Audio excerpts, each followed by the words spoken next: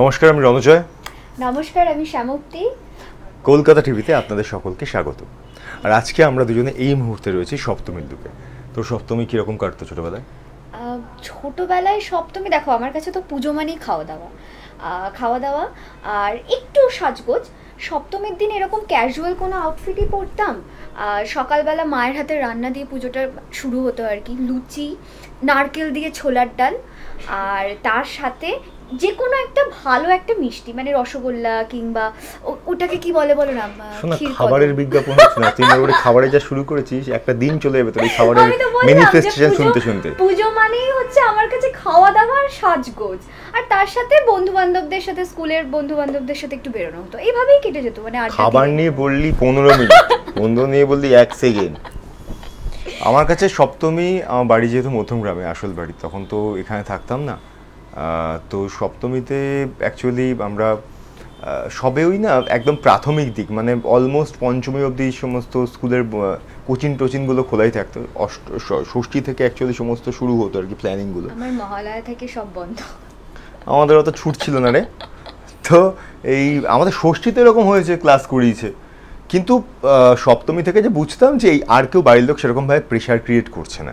তো সপ্তমী is a like beginning, কারণ এরপরে হচ্ছে বড় ধামাকাগুলো ওয়েট করছে, যেমন অষ্টমী, নবমী এবং দশমীতে শেষ আর কি। তো সপ্তমীতে পোশাক চিরকালই, মানে পোশাক পরিচ্ছদ চিরকালই একটু হালকা, একটু প্যাস্টেল।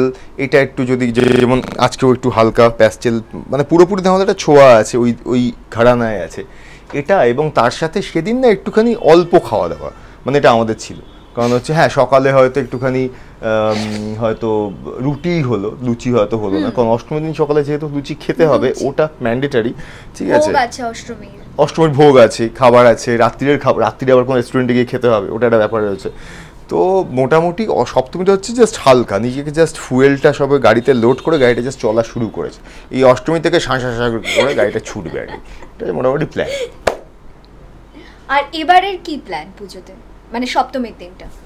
এবার একটা জানি না এখনো, তবে যা মনে হচ্ছে যে সপ্তমীতে কোনো পুজো পরিক্রমা হলেও হতে পারে, নাও হতে পারে, জানি না। অষ্টমীতে তো আছেই আমার। আর তারপরে হয়তো বন্ধু বান্ধবের সঙ্গে একটু দেখা করবো, কোথাও একটা হ্যাং আউট করবো, খাওয়া দাওয়া করবো কোথাও একটা হালকা, এই বাড়ি। আমার কাছে যেরকম মনে হয়, মানে পুজোয় সাডেন যে প্ল্যানগুলো আমরা তৈরি করি সেগুলোই হচ্ছে বেস্ট প্ল্যান হয়। তো এখন অবধি আমার কোনো প্ল্যান নেই সপ্তমী।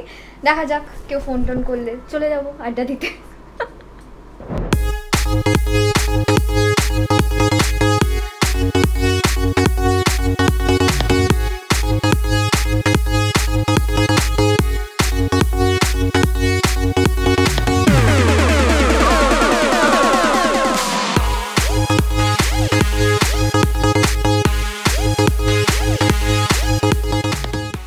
এখন আমরা আছি অষ্টমীর সাজে। অষ্টমী মানে তোমার কাছে কি বলো? অষ্টমী মানে হচ্ছে, মানে সারা পুজোর হিরো হচ্ছে অষ্টমী। মানে পুজোয় সবাই জানে যে, এটা জানি না কে তৈরি করেছে, কীভাবে তৈরি করেছে, কিন্তু ছোটোবেলা থেকে একটা অদ্ভুত রিচুয়াল আমি দেখি, সবার সেরা যে ওয়ার্ড্রবের কালেকশনটা সেটা অষ্টমীর জন্য রেখে দেওয়া হয়। স্পেশালি মানে অষ্টমীর রাত্রিবেলাটা, ওর দিন কি পরা হবে, the star of the show. আর বাকি দিনগুলোতে যদি একটু ওয়েস্টার্ন আউটফিট হয়েও যায়, অষ্টমী মানে ছেলেদের ধুতি পাঞ্জাবি, মেয়েদের শাড়ি। এটা কিন্তু আমার যেমন প্রত্যেক দিনই যে বাঙালি পোশাকই হবে। আর অষ্টমীতে যেমন এই ধুতির সঙ্গে শার্ট, আমার এই কম্বিনেশনগুলো আবার পরতে খুব পছন্দের। স্পেশালি আমি যেহেতু শাড়িকে ধুতি করে পরি, তো ধুতি এবং তার সঙ্গে শার্ট কিংবা টি শার্ট সেটা হলেও চলবে, কিন্তু ধুতি কিংবা পাঞ্জাবির সঙ্গে কিছু একটা, মানে there has to be something. ভালো লাগে কিন্তু দেখতে, মানে টি শার্টের সাথে ধুতি, যে কোনো কিছুর সাথে ধুতিটা আমার মানে ভালো লাগে ছেলেদের পরলে। অষ্টমীর আবার খাওয়া দাওয়া খাওয়া দাওয়াতে আটকে আছিস তুই। আর একটা হচ্ছে যে অষ্টমীতে মানে আমরা আমি যে সময় দুর্গাপুজো ছোটোবেলা থেকে এনজয় করে বড় হচ্ছি, সেই সময়টা না আমাদের খুব চল ছিল যে কার স্টকে কত ভালো ভালো রাইটারের কত ভালো কবিতা আছে, সেটার উপর ডিপেন্ড করছে যে গ্রুপে তুই আড্ডা মারতে যাচ্ছিস সেখানকার মহিলারা কীভাবে রিয়্যাক্ট করবে। তো নিজেকে শিক্ষিত প্রমাণ করার তাগিদেও শিক্ষিত হওয়ার একটা প্রচলন ছিল, যেটা একটা দারুণ ব্যাপার। যেটা মানে আমি এখন বিষয়টা সম্পূর্ণ অন্যরকম হয়েছে, অন্য ব্যাপার হয়েছে হয়তো, কিন্তু ওটা একটা অন্যরকম আমি কখনো ফেস করিনি, মানে কবিতা দিয়ে মেয়ে পটানো বিষয়টা। মানে তিনটে সুনীল দুটো বুদ্ধদেব কিরকম ভাবে রিয়্যাক্ট করবে, দ্যাটস অ্যান অ্যামেজিং স্টাফ। আর মানে ওইটা কখনো তোমার সাথে হয়েছে, ওই অঞ্জলি দেওয়ার সময় ফুলটা টুক করে ছুড়ে দিলাম, মানে সিনেমাতে যেরকম দেখে এসেছি, কিন্তু খুবই মানে সাময়িক সময়ের জন্য। তোমার পুজোটা কি রঙিন? আমি মানুষটাই অলরেডি হেডলাইন আছে, ছেড়ে দাও। আমার কাছে অষ্টমী মানে ভোগ মোস্ট ইম্পর্টেন্ট, মানে এই ভোগের বিষয়টা ভীষণ ইম্পর্টেন্ট। আর একটু সাজগোজ, তার সাথে আবার একটু পাড়ার প্যান্ডেলে হোক বা যে কোনো বন্ধুর বাড়িতেও যদি পুজো হয় বা আশেপাশে যদি কোথাও পুজো হয় সেখানে একটু আড্ডা দেওয়া। আর প্রেম টেমের কেস আমার খুব একটা পুজোর সময় হয়নি। বাকি বছরে ব্যাপারটা ম্যানেজ করে নিয়েছিস, বাহ। এটা কি কি ছিল? এবছর অষ্টমীতে কি করছো? জানি না, মোস্ট প্রবাবলি হয়তো কোনো গ্রাম ট্রামে যেতে পারি, দেখি কি করা যায়। পরিক্রমা নেই? এই তো সকালে। তুমি তো পঞ্চমী থেকে পরিক্রমা বলা শুরু করেছো, চতুর্থী পঞ্চমী তারপর থেকে কন্টিনিউ চলছে। মা লক্ষ্মী আমায় ভালোবাসে নাকি আমার অপরাধ? কি অদ্ভুত। আমাকে জিজ্ঞেস করে আমার পুজোর প্ল্যান কি? হ্যাঁ, তোর পুজোর প্ল্যান কি অষ্টমীতে? সাডেন প্ল্যান সবথেকে বেস্ট প্ল্যান হয়, আমি সেটাই করব। তবে শাড়ি পরছি মাস্ট, আর তুমি ধুতি পাঞ্জাবি পরছো মাস্ট।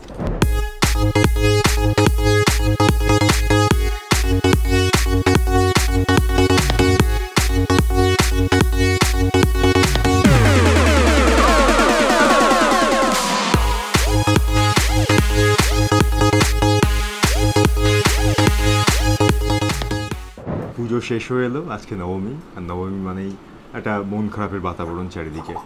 তো নবমীতে আমরা এরকমভাবে ভেবেছি আমাদের লুকটা হোক যে একটুখানি প্রকৃতির ছোঁয়া মিশে আছে, যেমন আমার সাথে সবুজ, আর সবুজকে লাল অলওয়েজ কমপ্লিমেন্ট করে। সো আচ্ছা, নবমীতে ছোটোবেলায় মন খারাপ হতো? আমার কাছে পুজো শেষ হয়ে যাওয়া মানে প্রচণ্ড মন খারাপ, কারণ পুজোর এই কটা দিন একটা স্বাধীনতা পেতাম একা বেরোনোর বন্ধু বান্ধবদের সাথে, তারপরে তো আবার জেলে বন্দি। বাবা, তোর এখানে খাওয়া এলো না, এটাই অবাক হলাম। শুরুতেই ভেবেছিলাম খাওয়াটা আসবে। যাই হোক, নবমী আমার কাছে ছিল যে স্কুল খুলে যাবে আবার, তো যেসব বন্ধু বান্ধবরা বাইরে থাকে, যারা মানে হয়তো পাড়ায় এক সময় থাকতো, পড়াশোনার জন্য চলে গেছে, তাদের বাবা মা তাদেরকে নিয়ে বাইরে, তারা আবার ফিরে আসবে। আমার মাস্তুতো দাদা ভাই তারা বাড়িতে আসবে, তারা ফিরে যাবে। তো এই কটা দিন খুব সুন্দরভাবে বাড়ির একটা পরিবেশ তৈরি হতো, খুব কান্না পেত এই নবমীর দিন, স্পেশালি দশমীতে আরও বিশেষ করে, যে দশমীর ডান, এরপরে তো মানে পুজোটা 1-2 মাস ধরে চললে ভালো হয়। যাই হোক, এখন আমরা এই পুজোটা আরও একদিন আর কোনো মন খারাপ নয়, আর আমাদের এই লুক যে ডিজাইন করেছে আমার খুব কাছের প্রিয় এবং পছন্দের মানুষ অনুশ্রীদিকে চাইবো আমাদের মধ্যে আসলে। অনুশ্রী, এসো প্লিজ। যেভাবে এই বছরে আমাদের এই সপ্তমী অষ্টমী নবমীর লুকটা ডিজাইন করলে, সেটা কি দর্শকদের বলো? একদম দুজন আমার একদম প্রিয় মানুষ আমার এখানে চলে এসছে, তো দুজনকে মন দিয়ে সাজিয়েছি একদম। তো একটুখানি কন্ট্রাস্ট কালার্স কিছু কিছু ইউজ করেছি, এবং যেটা অন্যান্য লুক সেগুলো ওরা একদম যেটা এখন ট্রেন্ডে চলছে টুইনিং করে দুজনকে পরানো হয়েছে।